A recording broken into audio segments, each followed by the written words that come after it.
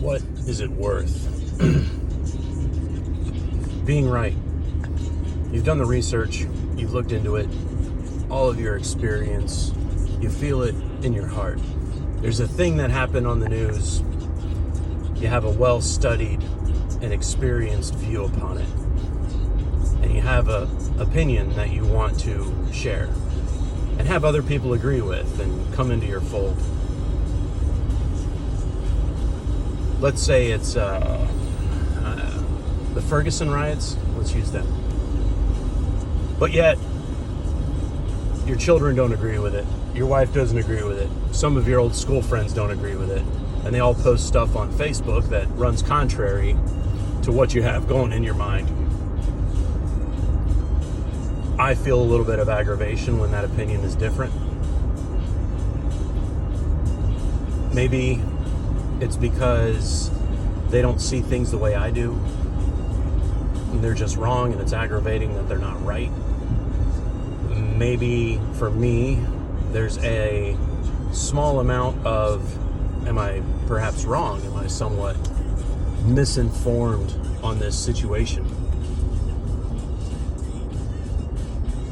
The way things seem to go, if you're going to watch the news and go by some of the experience that your friends are having, these things are causing rifts in families. In my particular case, I have an uncle, and he's no more. I'm going to give you two examples of this. One of them is my uncle of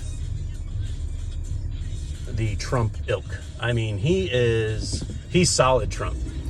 Shafe, in your video where you talked about how you agree with 99% of what Trump does, but disagree with 99% of what the things he says.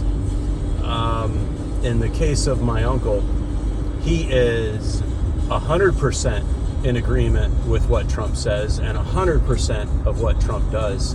Flat out, if we don't understand it, well, it's because Trump is playing 3D chess and we're all playing checkers, and he's got the master plan. And funny story, it was, I mean, y'all know my politics, but funny story, it was a particular time when he was visiting, just sort of out of the blue. And this was post 2016, Trump's 45th presidency. And he shows up and he's wearing one of those Trump hats. And I just see that hat and I feel the branding. Like it to me, when I see that, my default understanding of that hat is that you're well within that cult. Is he right? Am I right? Well, in the case of him, we're together as a family. There's things we have going on. He has a new business venture that he's doing.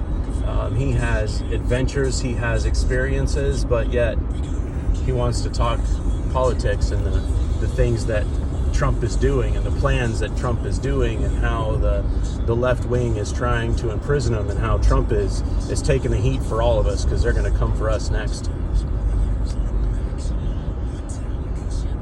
Is it worth me writing off my uncle, not wanting to be around him?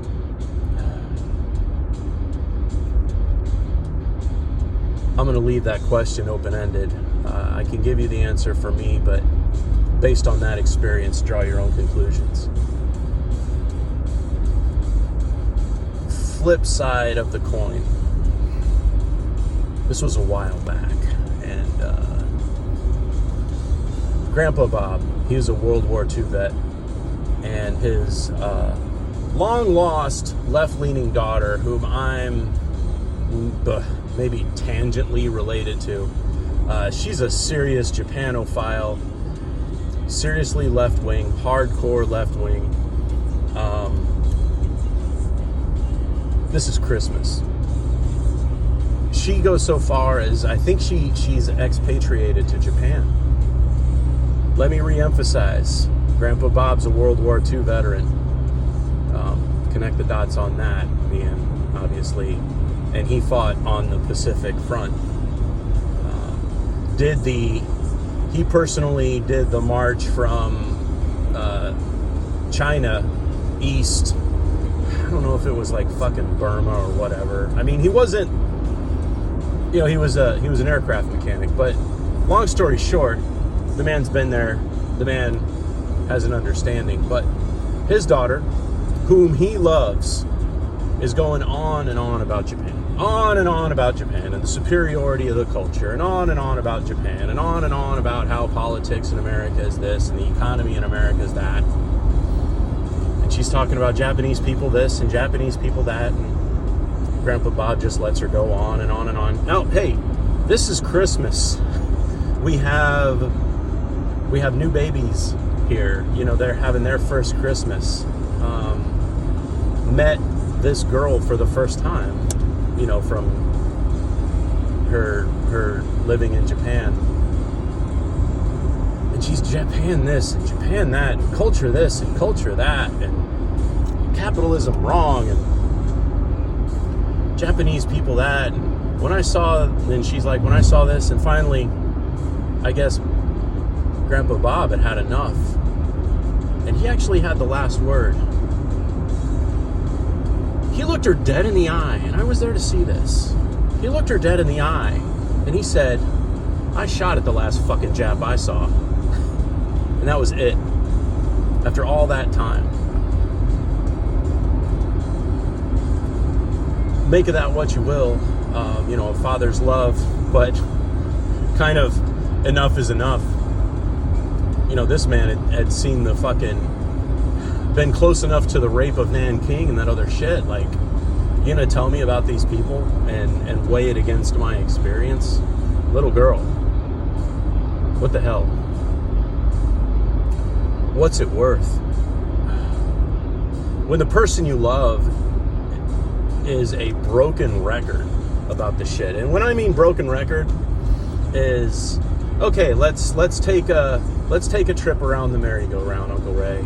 Let's go ahead and, Trump did this and he was the underdog and he's fighting and this and that. Okay. All right. Good.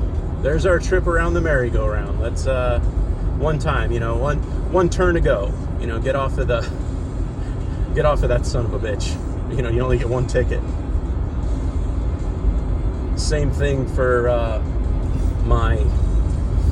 don't know what you even call her, like, former step cousin. Okay, you don't agree with capitalism, you agree with whatever the hell the economy is of the Japan people have, and you love the Japan culture and Kaiwu this or whatever it's called when they do the Q thing. Okay, you get one trip around the merry-go-round. But when it's repeated over and over again, and you can't break them out of it, it seems to me, in my experience, nothing you can do will help them hop off of that merry-go-round. Now, what's the point in Grandpa's daughter? What made her that way? Obviously, telling you her relationship to him, abandonment, daddy issues, whatever, so you're trying to express some sort of a feeling, you're wanting a connection, but you're not getting, you want to share your experiences, have people agree with them. If I'm making sense, maybe that's what she wanted. Uncle Ray, he wants other people to agree with the Kool-Aid, wants everybody to see the genius of something he's found, maybe like a taste and see that the water is good. Taste and see that the water is good. And you can't knock him out of that slot. You can't get him to enjoy Thanksgiving dinner because he won't shut up about it. He won't listen to how his other nephew just got a new job and it's their first job and what was it like during your first job. He's talking about fucking how genius Trump is for bombing Houthis and how he made him think that he wasn't going to do it, but then he did do it. To me, that misses the plot. I've shared in the past, if you've missed it, how I don't agree with my daughter's politics. I feel that she's currently misled to the point to where she's going astray, and I could take the hard road and just, not under my house, not under my roof while I'm paying the bills. You're not gonna sit there and go on and on and on about how bullshit capitalism is, while it's capitalism that keeps a roof over your head. I could be that way, or I could listen to her, try to figure out what her heart is trying to say. Because the noises that our throat makes when we're expressing ourselves, as we're trying to convey what our heart is feeling to someone else, doesn't always line up. We're not always speaking the same language in a way to understand what it is we're really wanting. I wanted my father-in-law to listen to me, just in whatever. Maybe it was to express that first job. When I first went into management, I wanted to share some shit, and I'd say a couple things, and then I'd get a 45-minute lecture, and that wasn't what I was looking for. That wasn't what my heart was trying to pour out or receive poured out from him, But it isn't his job to be a better person. And Corey, I don't feel it's like your parents' job to be better people. And it's a conversation I've had with my dad, and it's something I've really only understood here now later in life. It's my job to do my best to be better than he was.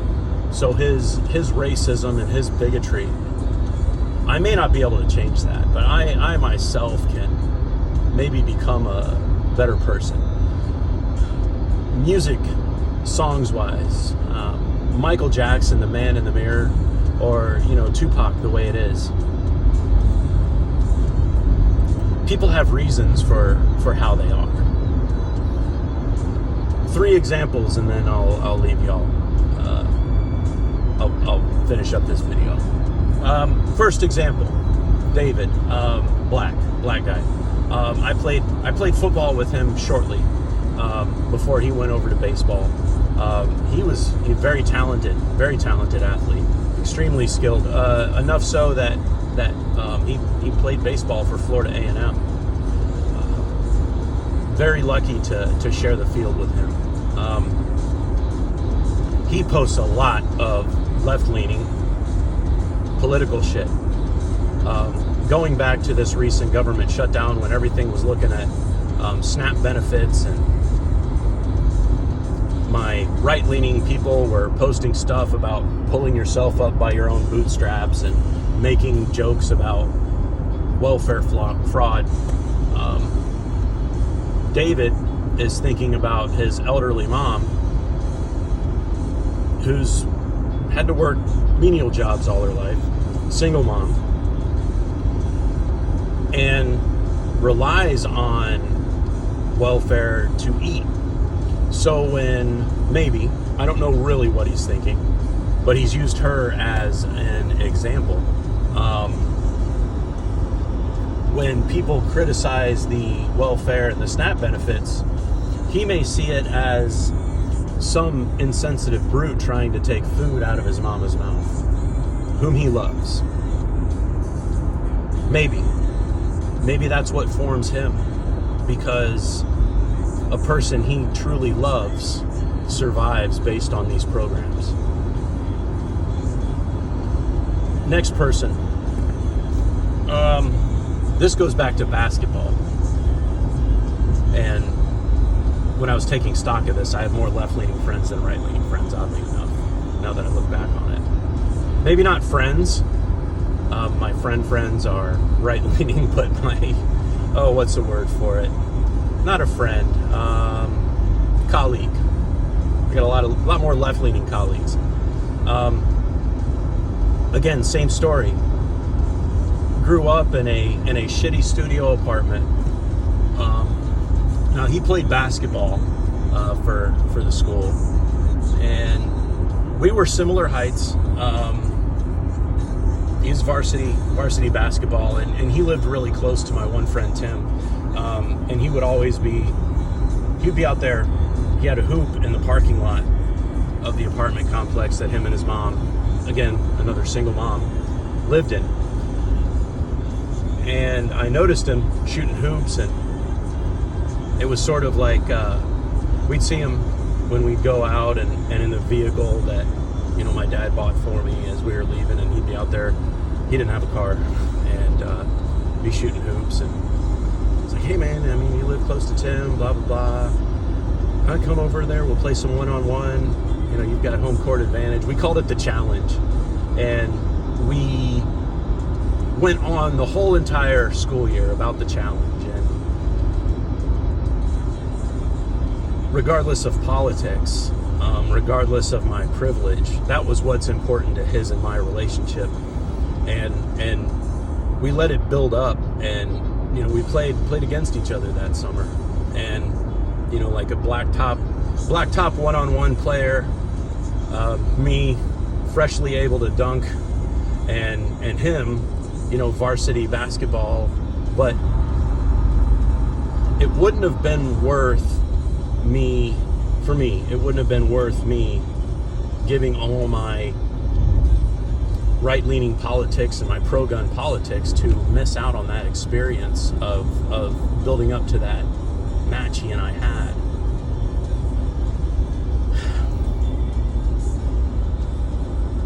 Final example, and I'll leave you with this, and this is someone who crossed the line. Again, this is one that I was in Boy Scouts with him. Went on to be a fellow Eagle Scout. He came over from California.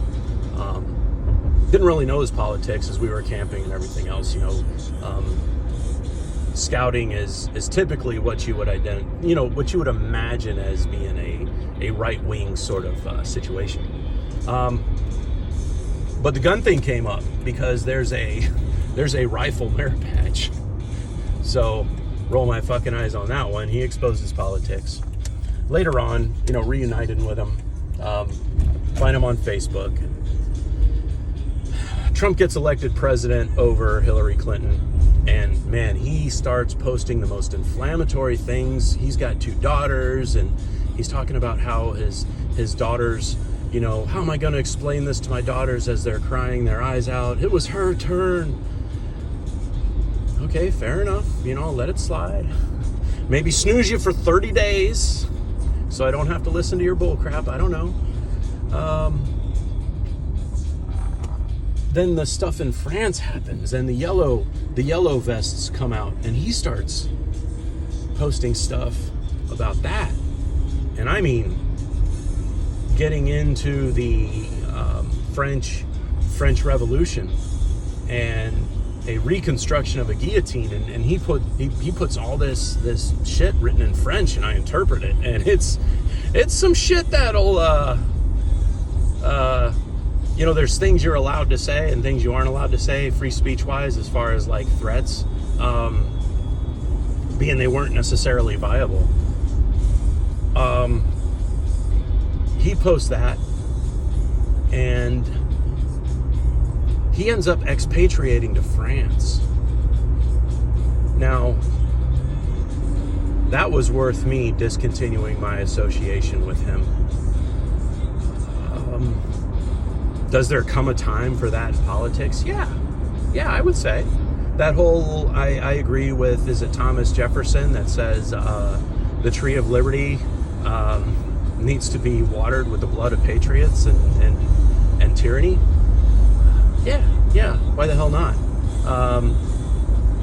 But if I feel, if one of my colleagues feels I'm crossing that line early, they're free to say something or detach themselves from my foolishness.